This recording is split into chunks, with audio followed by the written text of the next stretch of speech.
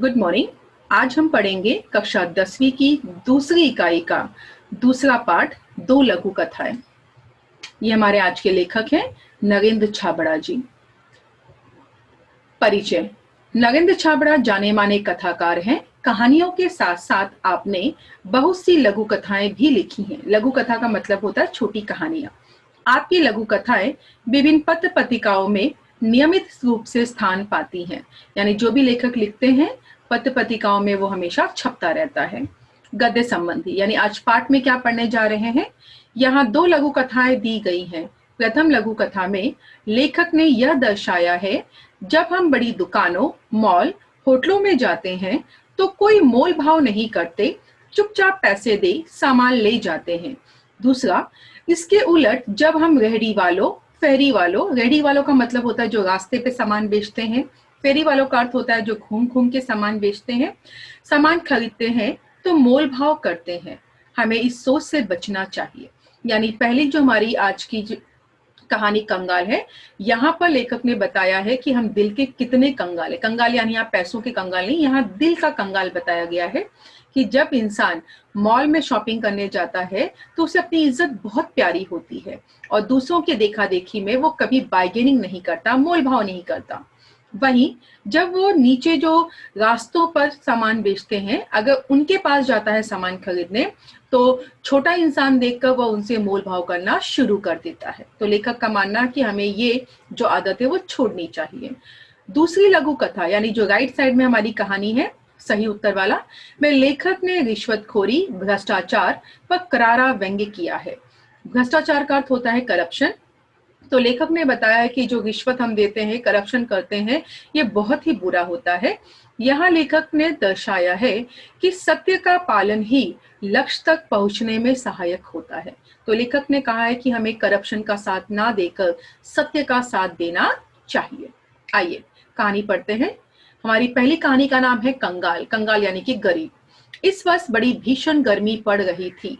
भीषण का अर्थ होता है भयानक। दिन तो अंगारे से तप ही रहे थे, रातों में भी लू और उमस से चैन नहीं मिलता था। लेखक का मानना है कि दिन में क्या बह रहा था, तो अंगारे अंगारे तप रहे थे और रात में लू चल रहा था। लू यानी कि तपी हुई हवा, और उमस का अर्थ होता है बिना हवा से होने वाली गर्मी। अब लेखक का मानना है कि दिन में भी गर्मी, रात में भी गर्मी, कहीं चैन नहीं मिल रहा था उनको। सोचा इस लिच लीजिए का अर्थ होता है बेढंगा, यानी आप चिपचिपा भी लिख सकते हो, और घुटन भरे मौसम से राहत पाने के लिए कुछ दिन पहाड़ों पर बिताए। तो लेखक ने कहा कि मौसम बड़ा ही खराब था, भीषण गर्मी पड़ रही थी, दिन में भी रात में भी। इस तरह से बिना देखिए, आप मैंने पंखा दिखाया कि पंखे के सामने बैठने के बावजूद गर्मी नहीं जा रही थी, पसीना इस तरह से टपक रहा था। कितना भी आप पसीने को पोंछिए, लेकिन जो आपका चेहरा है वो लिच लीजा और घुटन भरा हुआ मौसम था। तो आपका जो चेहरा था वो चिपचिपा दिख रहा था, मौसम बड़ा घुटा हुआ था। तो इस तरह लेखक सोचते हैं कि क्यों ना ऐसे मौसम से राहत पाने के लिए किसी पहाड़ी इलाके में जाकर घूम आए। आपने अक्सर देखा होगा, जब भी गर्मी का मौसम शुरू हो जाता है, अक्सर लोग पहाड़ी इलाकों में जहां ठंडक पाया जाता है वहां घूमने चले जाते हैं। तो लेखक भी इसी तरह किसी पहाड़ी इलाके में चला गया। अगले सप्ताह ही पर्वतीय स्थल की यात्रा पर निकल पड़े। 2-3 दिनों में ही मन में सुकून सा महसूस होने लगा। वहां का प्राकृतिक सौंदर्य, हरे भरे पहाड़, गर्व से सीना ताने खड़े, दीर्घता सिद्ध करते हुए वृक्ष। दीर्घता का अर्थ होता है लंबाई। पहाड़ों की निर्वता, निर्वता का अर्थ होता है एकांतपना में हल्का सा शोर कर अपना अस्तित्व सिद्ध करते, अस्तित्व का मतलब होता है मौजूदगी, झरने मन में बदलाव के लिए पर्याप्त थे। पर्याप्त यानी काफी। ये देखिए, लेखक निकल पड़ा पर्वतीय स्थल की यात्रा पर। फिर वहां पे उसने देखा कि प्राकृतिक सौंदर्य था, हरा भरा वहां पे पूरा मौसम था, ऊंचे ऊंचे पहाड़ उन्होंने देखा। फिर उन्होंने वहां पर बड़े बड़े वृक्ष देखे जो अपनी लंबाई सिद्ध कर रही थी, और साथ ही पहाड़ों की निर्वता में, यानी कि जो पहाड़ों की शांति थी और जो उसमें से हल्का सा शोर आ रहा था, वो शोर देखकर झरनों का लेखक को काफी अच्छा लगा, और मन परिवर्तन के लिए लेखक को लगा कि ये जगह काफी अच्छी है। उस दिन शाम के वक्त झील किनारे टहल रहे थे। एक भुट्टा वाला आया और बोला, साहब भुट्टा लेंगे? गरम गरम भून कर मसाला लगाकर दूंगा। सहज ही पूछ लिया, कितने का है? सहज मतलब ऐसे ही, यानी कि आसानी से। 5 रुपए का। ये देखिए, लेखक झील के किनारे घूम रहा था कि एक भुट्टा वाला उसे मिलता है। भुट्टे वाले ने कहा कि 5 रुपए का एक भुट्टा है, तो लेखक हैरानी में पड़ जाता है। क्या 5 रुपए में एक भुट्टा? हमारे शहर में तो 2 रुपए का मिलता है, तुम 3 ले लो। नहीं साहब, 5 से कम तो नहीं मिलेगा। तो रहने दो। हम आगे बढ़ गए तो भुट्टे वाले ने कहा जब 5, तो लेखक हैरानी में पड़ जाता है और कहता है कि ये क्या, हमारे यहाँ तो भुट्टा 2 रुपए का मिलता है। एक काम करो, न तुम्हारी न मेरी, तुम मुझे 3 रुपए में दे दो। तो इस भुट्टे वाले ने कहा कि भाई मैं कम पैसा नहीं करूंगा, लेना है तो लीजिए। तो लेखक ने कहा कि उन्हें नहीं चाहिए और ना बोलकर वो आगे बढ़ जाते हैं। एकाएक पैर ठिठक गए। ठिठक का मतलब होता है रुक जाना। मन में विचार उठा कि हमारे जैसे लोग पहाड़ों पर घूमने का शौक रखते हैं, हजारों रुपए खर्च करते हैं, अच्छे होटलों में रुकते हैं, जो बड़ी दुकानों में बिना दाम पूछे खर्च करते हैं, पर गरीब से 2 रुपए के लिए झिकझिक करते हैं। देखिए, लेखक जब भुट्टे के लिए मना करके आगे बढ़ा तो अचानक उसके पैर रुके और उसने सोचना शुरू कर दिया कि ये क्या, हजारों रुपए खर्च करके हम होटल में आए रहने के लिए, हमने आने जाने में हजारों रुपए गाड़ी भाड़ा खर्च कर दिया, हम मॉल में जाते हैं वहां पे हम काफी पैसे खर्च कर देते हैं, लेकिन जहां भी हम जाते हैं वहां मोल भाव नहीं करते, यानी ट्रैवलिंग में मोल भाव नहीं किया, होटल वाले के साथ नहीं किया, मॉल में या दुकानों में शॉपिंग करते हुए हमने मोल भाव नहीं किया। तो फिर ये क्या, हम 2 रुपए के लिए क्या कर रहे हैं, एक भुट्टे वाले से झिकझिक कर रहे हैं, कितने कंगाल हैं हम। तो यहाँ लेखक ने बताया कि कितने कंगाल हैं हम दिल के, कि जो अमीर लोग होते हैं उनसे तो हम मोल भाव करते नहीं, और जो बेचारे गरीब अपनी मेहनत से 2 वक्त की रोटी जुटा रहे हैं उनसे हम कुछ पैसों के लिए मोल भाव कर रहे हैं।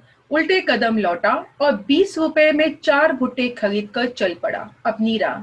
मन अब सुकून अनुभव कर रहा था। फिर लेखक को अंत में पश्चाताप होता है। वो वापस लौटता है, भुट्टे वाले को 20 रुपए देता है और कहता है कि भाई 4 भुट्टा बांध दो। यानी लेखक ने कोई पैसे कम नहीं कराए, 5 के हिसाब से वो 4 लेता है भुट्टा, तो टोटल हो गए 20 रुपए।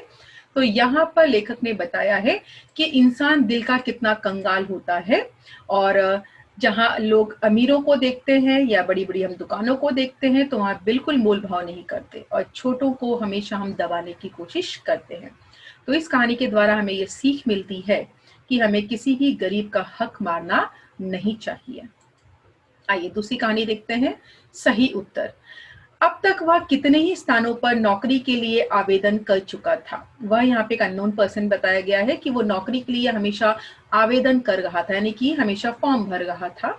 साक्षात्कार दे चुका था। साक्षात्कार का मतलब होता है मुलाकात, यानी कि इंटरव्यू दे चुका था। उसके प्रमाण पत्रों की फाइलें भी उसे सफलता दिलाने में नाकामयाब रही। प्रमाण पत्र का मतलब होता है आपके सर्टिफिकेट को बोलते हैं। हर जगह भ्रष्टाचार, रिश्वत का बोलबाला होने के कारण योग्यता होने के बावजूद उसका चयन नहीं हो पाता था। चयन यानी कि चुनाव, यानी वो इंसान कैपेबल था उस नौकरी के लिए, उसके पास अच्छे खासे सर्टिफिकेट भी थे, पढ़ा लिखा था, लेकिन इतने सारे इंटरव्यू देने के बावजूद नौकरी इसलिए नहीं मिल रही थी क्योंकि हर जगह भ्रष्टाचार और रिश्वत का बोलबाला था। हर ओर से वह अब निराश हो चुका था। ये देखिए, वो आदमी इंटरव्यू दे रहा है, काफी सारे फाइलें उसके पास थी जिसमें सर्टिफिकेट भरे पड़े थे। भ्रष्ट सामाजिक व्यवस्था को कोसने के अलावा उसके वश में और कुछ था नहीं। आखिरकार वो निराश हो जाता है क्योंकि हर जगह करप्शन का बोलबाला था, भ्रष्टाचार का, और वो पैसे देकर नौकरी हासिल नहीं करना चाहता था। इसीलिए वो इंसान निराश हो जाता है और सोचता है कि क्या उसके नसीब में बिना रिश्वत दिए कोई नौकरी है या नहीं है। आज फिर उसे साक्षात्कार के लिए जाना था। आज एक बार और वो इंटरव्यू के लिए जा रहा था।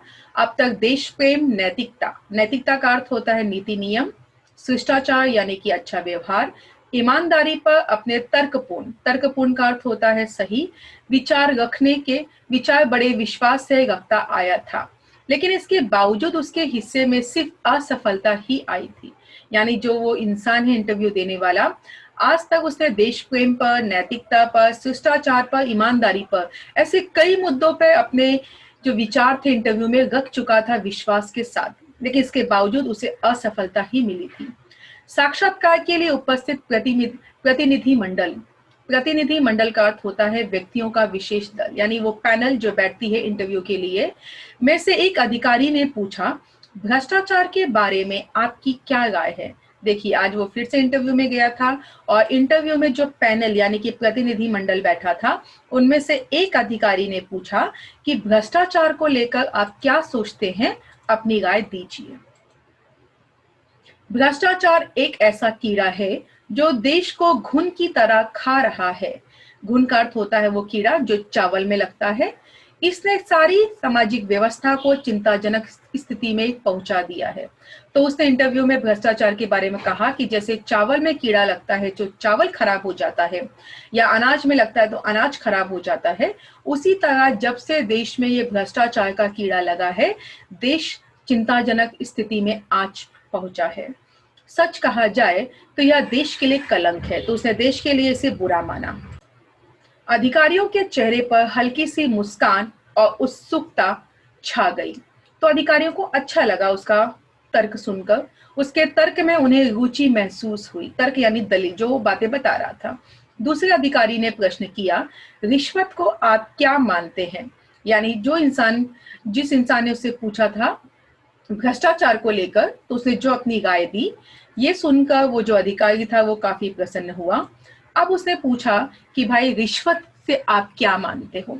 देखिए, आज हम जहां भी जाते हैं, जैसे यहाँ पे मैंने दिखाया है कि कुछ पैसे देते हैं तो जो पुलिस लोग होते हैं वो भी करप्शन कर डालते हैं। अगर आप बिजनेस की बात करते हैं तो बिजनेस में भी करप्शन है। अगर आप हेल्थ को देखते हैं तो वहां भी करप्शन है। और एडमिनिस्ट्रेशन यानी कि स्कूल या पढ़ाई लिखाई का आप क्षेत्र देखते हैं तो वहां भी आज रिश्वत का बोलबाला है। तो इस तरह भ्रष्टाचार आज सब जगह फैला हुआ है। इस तरह वो अपनी राय देता है। उसकी राय उस अधिकारी को पसंद आई। अब उसने कहा कि रिश्वत को लेकर आप अपने विचार बताइए। यह भ्रष्टाचार की बहन है। इसे रिश्वत को भ्रष्टाचार की बहन माना गया। जैसे विशेष अवसरों पर हम अपने प्रियजनों का मतलब होता है जो हमारे खास होते हैं, परिचितों का अर्थ होता है हमारे पहचान वाले, और मित्रों का अर्थ होता है फ्रेंड, को उपहार देते हैं। तो उसने कहा कि जैसे हम अपने किसी स्पेशल इंसान को या फ्रेंड्स को तोहफा देते हैं किसी खास अवसर पर। अब इस तोहफे का क्या मोटिव है देने का, तो उसका स्वरूप भी कुछ कुछ वैसा ही है, लेकिन उपहार देकर हम केवल खुशियां या कर्तव्यों का आदान प्रदान करते हैं। तो उस इंसान ने कहा कि जैसे हम अपनों को तोहफा देते हैं, तो तोहफा देने का एक ही मोटिव होता है कि सामने वाले की आंखों में खुशी आनी चाहिए, चेहरे पे वो खुशी झलकनी चाहिए। नहीं, फॉर एग्जांपल मान लीजिए आपके किसी दोस्त का बर्थडे है, आप उसके जन्मदिन पर अगर उसे कोई तोहफा देते हो लाकर, तो उसे बहुत खुशी होती है। तो हम तोहफा इसलिए देते हैं ताकि सामने वाले को खुशी हो।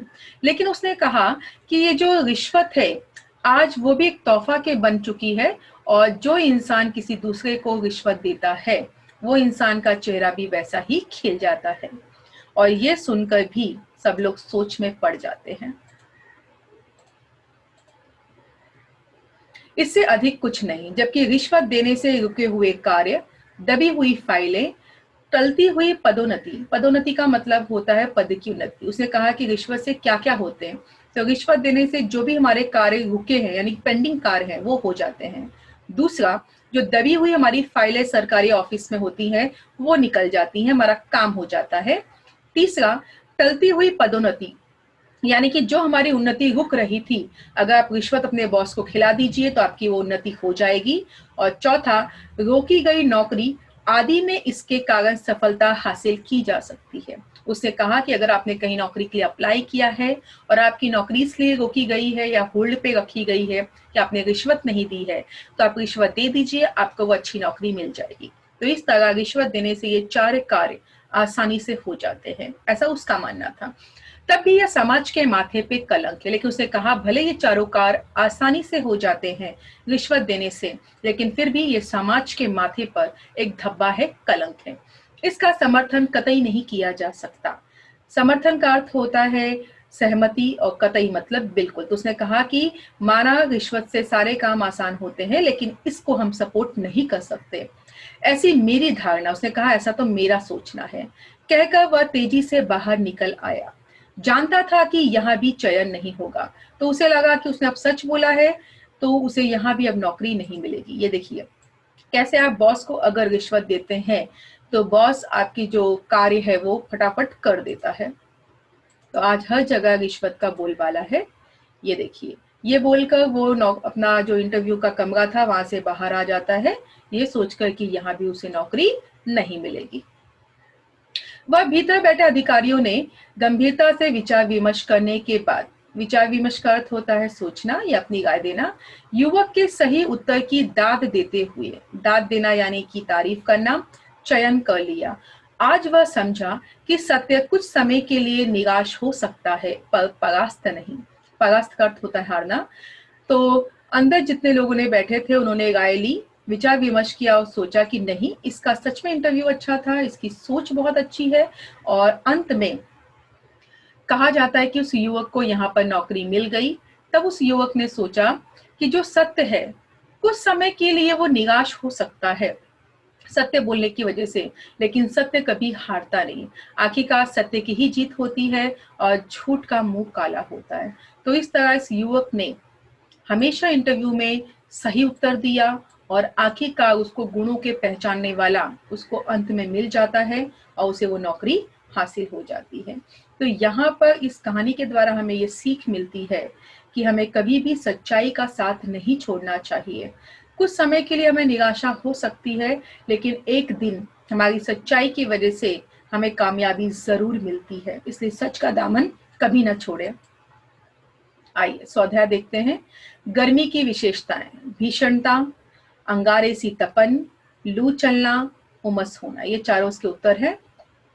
मौसम ऐसा था, लिसलिजा, और दूसरा है घुटन भरा। लेखक के मन परिवर्तन के कारण: पहला है पहाड़ों पर घूमने में हजारों रुपए खर्च करना, अच्छे होटलों में रुकना, बड़ी दुकानों में दाम पूछे बिना खर्च करना, गरीब से 2 रुपए के लिए झिझक करना। ये तब मन परिवर्तन हुआ था जब वो रुके थे और सोचना उन्होंने स्टार्ट किया था कि गरीब के साथ उन्होंने क्या किया। लोग रिश्वत देकर ये लाभ उठाते हैं। रिश्वत के क्या फायदे होते हैं? पहला, रुके हुए कार्य करवाना। दूसरा, दबी हुई फाइलें निकलवाना। तीसरा, टलती हुई पदोन्नति करवाना। और लास्ट है रोकी गई नौकरी प्राप्त करना। आशा करती हूँ आपको ये पाठ अच्छे से समझ में आ गया होगा। धन्यवाद।